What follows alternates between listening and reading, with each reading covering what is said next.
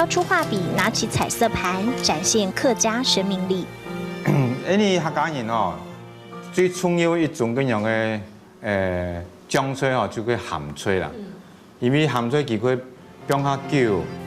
客籍画家黃巨泰擅長油畫，客家民情畫得栩栩如生，也把童年生活留在畫筆下。特別做攝影家哦，佢還記得講，對鹹吹當神仙咩？因為哦，佢下太家下年哦，阿公帶電，太家都丟好嘅吼，阿公上下會買銅本就試啦。師大藝術系畢業，黃巨泰曾經在電視台擔任編導，在學校授課。畫片所有的素材，還是最愛客家風情。我自己是客家人，那我畫很多太陽，我何不回頭來畫一下我自己熟悉的客家？所以我就開始畫客家。就會趴着，這樣子趴着畫。不會按趴的沒有？而且腳都踮起來了，你都怎樣？哎，口水都流下來了。黃巨泰很隨性，蹲着解說。這幅畫是早期的客家婦女忙着顧三餐，忙着顧孩子，也勾勒出客家人勤儉堅忍的本性。就係媽媽客家到好冇，都是要了。人家講媽媽客家到，你時間父母多啦，哦。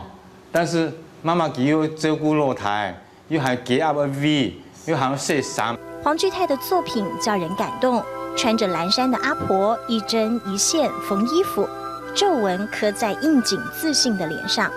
好比講阿婆佢最錫乜嘅呢？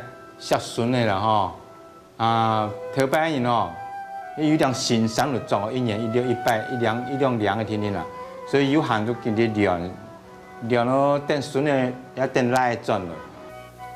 出身客家莊，畫出客家情。黃巨泰沒有遠大的理想，倒是用創作為故鄉盡點心力。一般對於這個畫的反應就是說，哦，原來客家人還有這麼多的這種內涵，我們都不知道。尤其年輕人，他不知道以前客家人是這麼過來的。一支畫筆，一盤顏色，黃巨泰這雙手緊緊捉住客家風情。用一盤色彩，黃巨泰讓兒時的童趣鮮活；用一支畫筆，黃巨泰讓阿婆的藍衫耀眼；再用客家情裝點，畫布上的客家風情美麗了我的感動時刻。